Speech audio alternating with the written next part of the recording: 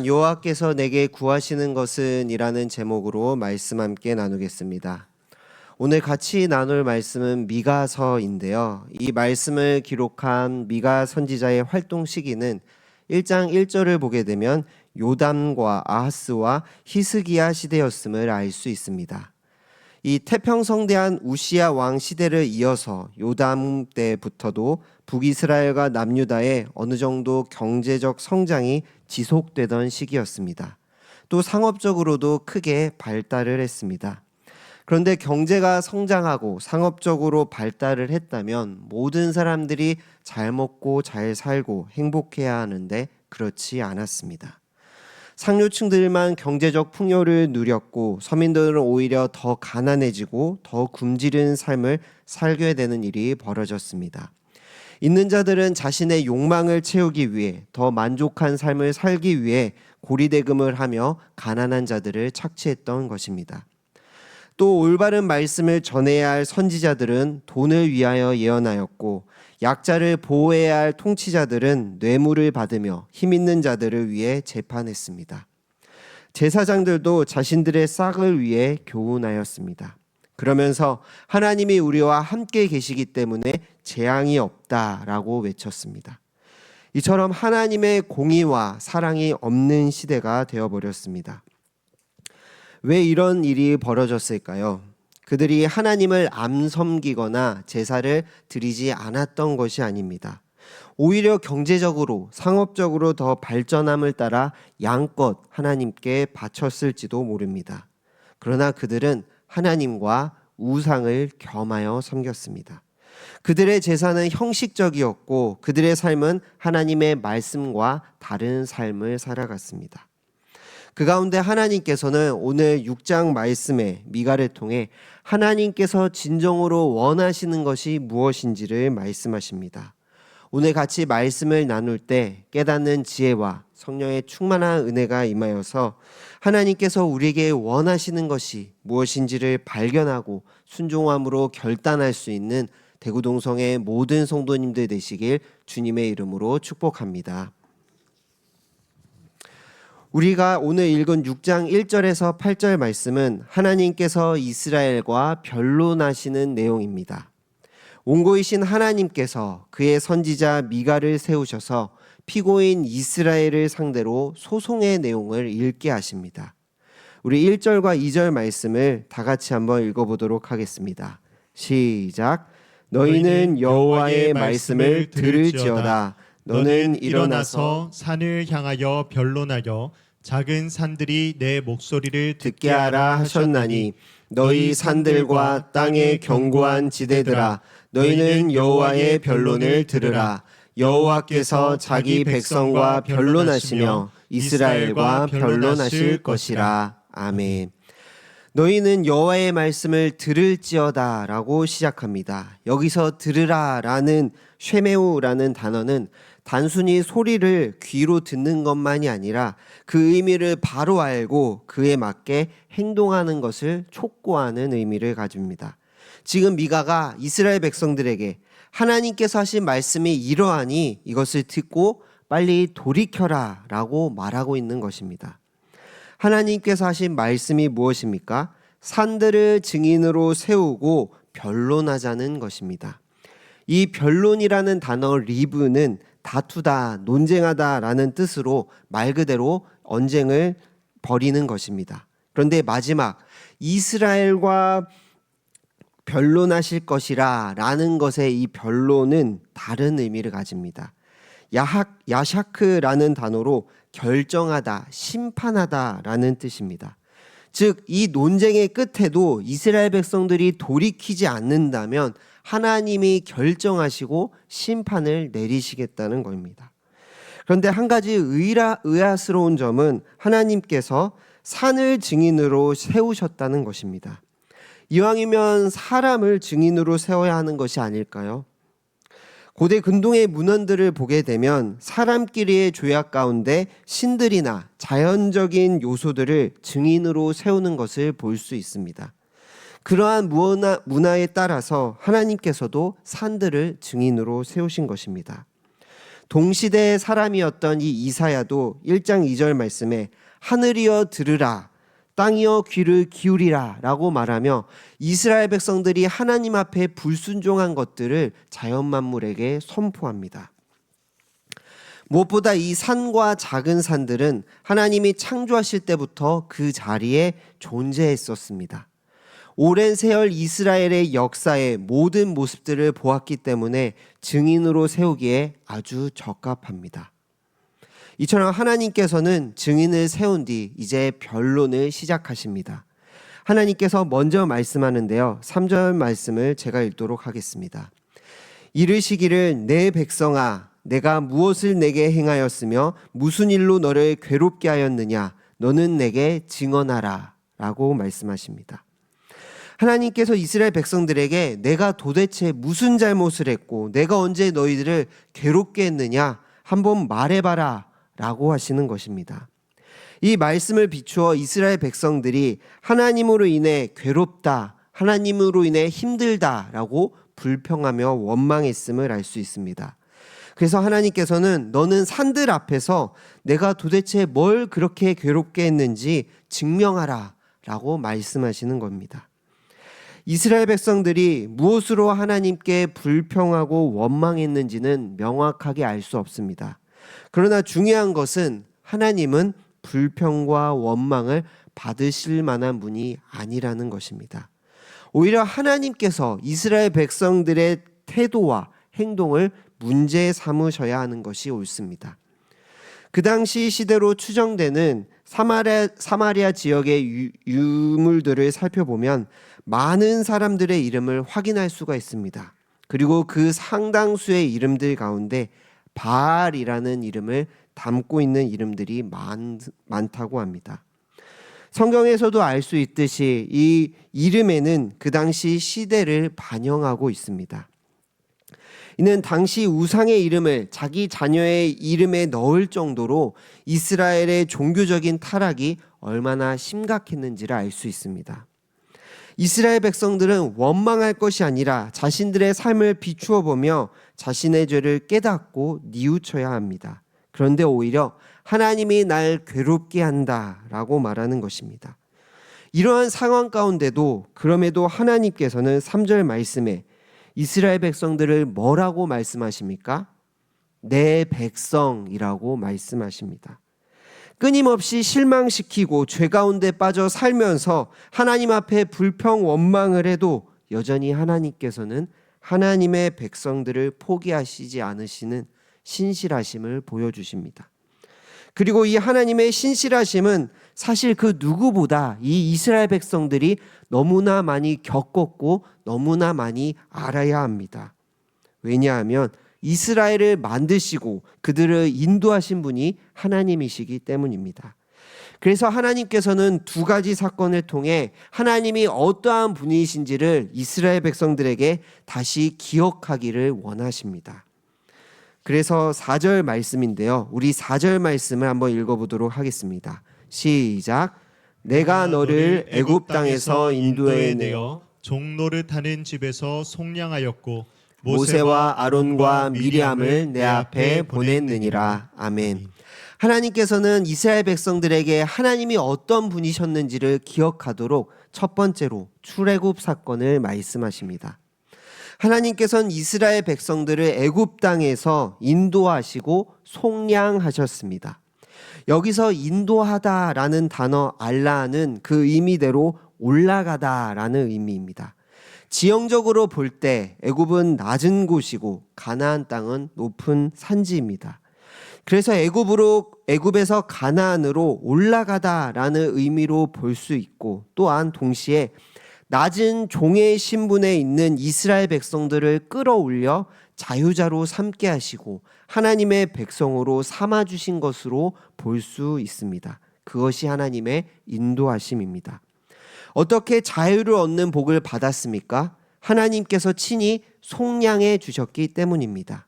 하나님께서 대가를 치르시고 그들을 구원하신 것입니다.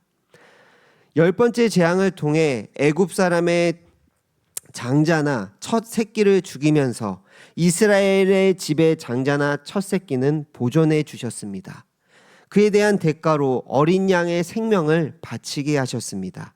그리고 그들을 인도해내 이스라엘이라는 나라가 되게 하셨습니다.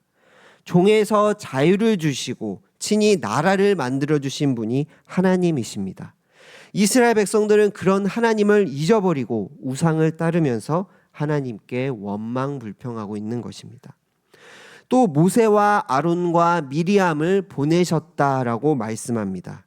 이 세 인물은 하나님의 축복이 함께 하심을 상징하는 인물들입니다. 하나님께서는 모세를 통해서, 모세라는 지도자를 통해서 이스라엘 백성들을 인도하셨고 하나님의 율법을 주셨고 나라를 세우게 하셨습니다. 그리고 하나님의 백성으로 삼아 주셨죠. 또한 아론을 제사장으로 삼아 백성들과 중재를 했고 예배하는 하나님의 백성이라는 정체성을 알려주셨습니다. 미리암은 놀라운 기적으로 애굽을 물리친 하나님께 찬양을 올려드렸고 또 여선지자로 쓰임을 받았습니다. 하나님께서는 하나님의 백성들이 잘 살도록 좋은 지도자들을 세워주셨습니다. 그런데 지금 이스라엘들의 현실을 보면 그렇지 않습니다. 미가서 3장을 보게 되면 미가는 통치자들과 제사장과 선지자들을 비난합니다. 앞서 서론에 말씀드린 것처럼 그들은 그들의 탐욕으로 인해 부정부패가 일어났고 약자들은 더욱 힘들어졌습니다. 이스라엘은 그들 스스로의 죄로 말미암아 하나님께서 세우신 통치와 정의가 사라져버린 것입니다. 이스라엘 백성들을 괴롭게 한 것은 정작 하나님이 아니라 바로 그들의 죄 때문인 것입니다. 두 번째로 하나님께서 가나안 땅으로 이스라엘 백성들을 입성하게 하신 것을 기억하게 하십니다. 5절 말씀을 우리 한번 읽어보도록 하겠습니다. 시작. 내 백성아, 너는 모압 왕 발락이 꾀한 것과 부올의 아들 발람이 그에게 대답한 것을 기억하며 시딤에서부터 길갈까지의 일을 이를 기억하라. 그리하면 나 여호와가 공의롭게 행한 일을 알리라 하실 것이니라. 아멘. 하나님께서는 이스라엘 백성들을 애굽에서 건져내셨을 뿐만 아니라 약속의 땅까지 인도해 주셨습니다. 광야를 지나가는 이스라엘은 주변 국가들에게 있어서는 아주 큰 두려움의 대상이자 반드시 제거해야 할 적이었을 것입니다. 이스라엘이 지나가는 곳마다 놀라운 기적이 일어났고 나라들이 무너졌기 때문입니다. 그 가운데 모압 왕 발락은 거짓 선지자 발람을 시켜 이스라엘을 저주합니다. 그러나 하나님께서는 그마저도 그 저주를 축복으로 바꾸셨습니다. 하나님은 적들의 악이마저도 자기 백성들에게 선이 되게 하시며 늘 이스라엘 백성들을 보호하시며 방패가 되어 주셨습니다. 그 일을 기억하라 라고 지금 말씀하시는 겁니다. 우리 하나님은 우리의 삶의 악을 선으로 바꾸시며 우리의 삶을 지키시고 보호하시는 분이신 줄 믿습니다. 또 하나님께서는 시딤에서 길갈까지의 일을 기억하라고 말씀합니다. 이 시딤은 요단강 동편에 위치한 땅으로 이스라엘 백성들의 광야 생활이 끝맺음이 이루어지는 곳입니다. 그리고 길갈은 이스라엘 백성들이 요단강 동편에서 서편으로 건너가 처음으로 머문 곳입니다. 이 길갈이라는 이름의 뜻은 굴러가다라는 의미로 애굽에서의 수치가 굴러갔다, 혹은 오랜 광야 생활로 인한 애굽의 조롱이 굴러갔다라는 의미를 가지고 있습니다. 이 시딤과 길갈 사이엔 지금 요단강이 있는 것입니다. 하나님께서는 이 시딤과 길갈 두 지역을 언급함으로써 이스라엘이 어떻게 범람하는 요단강을 건너가게 했는지를 기억하라라고 말씀하고 있는 것입니다. 이스라엘 백성들이 어떻게 요단강을 건너갔습니까? 하나님의 언약궤가 먼저 앞서 그 강물을 밟았을 때 요단강의 물이 끊어졌습니다. 그리고 하나님의 언약궤가 요단강 중앙에 있을 때 이스라엘 백성들이 다 건너갈 수 있었습니다. 그리고 다 건너간 뒤 언약궤가 건너가자 다시 강에 물이 흘렀습니다. 하나님이 함께 하셨기에 그들이 지금 밟고 있는 이 가나안 땅에 들어와 살고 있는 것입니다. 애굽에서의 인도와 속량 또 가나안 땅의 입성을 생각하면 그들에게 주어진 자유와 권리, 땅과 나라 모든 것이 하나님께서 허락하신 것입니다.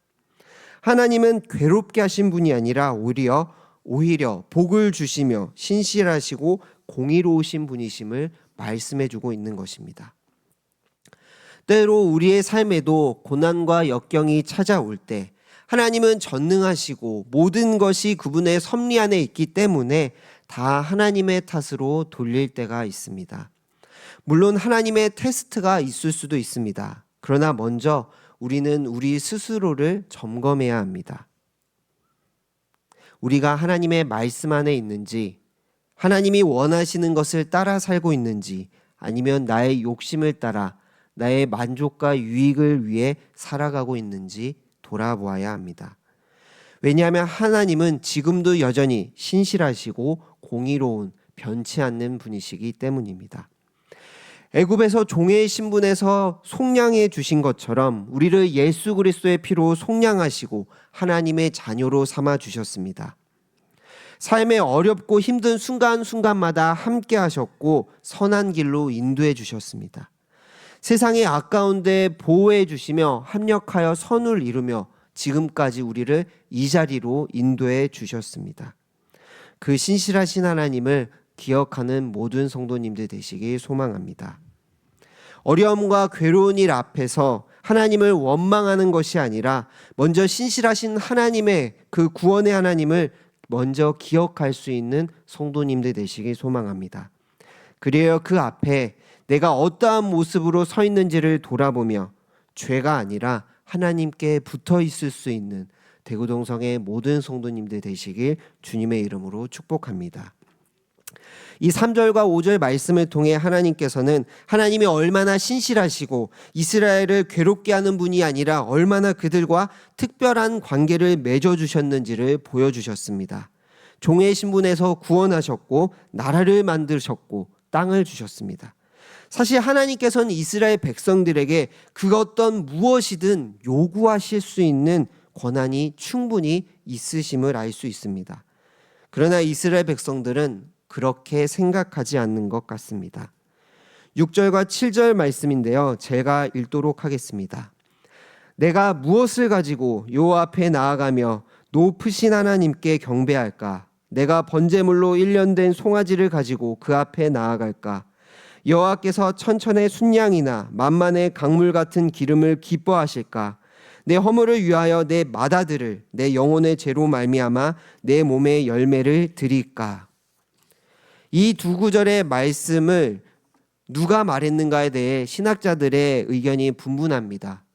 어떤 이는 미가가 잘못됨을 깨우쳐주기 위해 말했다라고 이야기하고요. 어떤 이들은 이스라엘 백성들이 진심으로 주님 앞에 회개하며 나아가려는 마음으로 질문하는 것이다 라고 이야기하고, 또 어떤 이들은 이스라엘 백성들이 하나님께 비아냥거리는 것이라고 이야기합니다. 무엇이든 중요한 것은 이 6절과 7절에서 말하는 이 제사가 하나님이 원하시는 것이 아니라는 사실입니다. 이스라엘 백성들은 하나님께 나아갈 때 가장 중요한 요소가 제물이라고 여겼습니다. 1년 된 송아지는 번제물, 매일 드리는 제물, 또 속건제나 절기 때 드리는 제물입니다. 여러 가지 제사를 드릴 때 사용되었죠. 또 수천의 양과 강물과 같이 많은 기름을 드려야 하는지 묻는 것도 보게 됩니다. 이는 여러 가지 제사와 수많은 제물을 드리면 하나님께서 기뻐하시겠냐는 것입니다. 좀 감정을 실어서 말하면 도대체 얼마만큼의 제물을 드려야 하나님께서 만족하시겠냐는 겁니다. 무엇보다 마지막에 자신의 맏아들을 제물로 드리면 죄를 용서해 주시겠냐라고 묻습니다. 이것은 암몬 족속들이 자기의 신 몰렉에게 아이를 바친 우상 숭배를 보여주고 있습니다. 이러한 이스라엘 백성들의 물음은 제사가 어떤 의미로 그들에게 받아들였는지를 잘 보여줍니다. 우상을 숭배하듯이 하나님께 제사를 드렸으며 여타 다른 종교처럼 수많은 제사와 수많은 제물을 드리면 된다라는 생각을 가지고 있는 것입니다. 이스라엘 백성들은 그 많은 제사와 그 많은 제물을 드렸지만 그 안에 그들의 마음은 없었습니다. 그런데 하나님께서 원하시는 것은 그들의 마음 없는 제사가 아니라 그들의 삶이었습니다. 우리 다 같이 8절 말씀을 한 목소리로 한번 읽어보도록 하겠습니다. 시작. 사람아, 주께서 선한 것이 무엇임을 내게 보이셨나니 여호와께서 내게 구하시는 것은 오직 정의를 행하며 인자를 사랑하며 겸손하게 내 하나님과 함께 행하는 것이 아니냐. 아멘. 하나님께서 원하시는 것은 바로 정의를 행하며 인자를 사랑하고 겸손하게 하나님과 동행하는 것입니다. 거기에 오직이라고 강조하고 있습니다. 이스라엘 백성들은 하나님이 원하시는 것이 제사라고 생각했습니다. 그래서 우상을 섬기는 가운데도 바알을 가까이 하는 가운데도 하나님께 제사를 드렸습니다. 그러나 정작 하나님이 원하시는 것은 정의와 사랑을 실천하며 하나님의 백성답게 살아가는 것이었습니다. 이 정의라는 단어 미시파트는 재판하다, 심판하다라는 뜻으로 하나님의 성품, 하나님의 공의와 연관되어 있습니다. 공의로우신 하나님을 따라 세상 가운데 정의롭게 살아가는 것입니다. 그것은 바로 죄를 멀리하는 것이죠. 또 인자라고 번역된 헤세드는 성경에서 자비, 긍휼, 인애, 은총이라고 쓰이며 하나님의 긍휼한 사랑을 뜻하고 또 인간에게 적용될 때는 친절이나 자비, 긍휼을 의미합니다. 정리하면 악을 멀리하고 연약한 자를 하나님의 사랑으로 보살피는 것이 정의를 행하고 인자를 사랑하는 것입니다. 그리고 겸손히 하나님과 동행하는 삶으로 나아가라고 말씀합니다. 동행한다는 것은 내 기준에 하나님을 맞추는 것이 아닙니다. 이스라엘 백성들은 많은 제사를 드리면 그것으로 하나님과 함께 한다는 것으로 생각했습니다. 그러나 오늘 말씀의 하나님은 우리의 삶에 하나님의 공의가 이루어지고 하나님의 사랑이 이웃들에게 전해지는 것이 진정으로 하나님과 동행하는 것이라고 말씀합니다. 말씀을 정리하겠습니다. 때로 우리는 이스라엘 백성들처럼 많은 예물을 드린 것으로 하나님이 원하는 대로 살아가고 있다고 착각할 수 있습니다. 많은 예배를 드리는 것으로 하나님과 동행하며 살아가고 있다고 착각할 수 있습니다. 그러나 하나님께서 원하시는 것은 우리의 삶을 통해 하나님의 공의가 드러나고 하나님의 사랑이 전해지는 것입니다. 죄를 죄로 여길 줄 알고 정의를 실현하기를 힘쓰며 이웃을 사랑하고 낮은 자들을 긍휼히 여기는 것이 진정으로 하나님과 동행하며 살아가는 모습인 줄 믿습니다.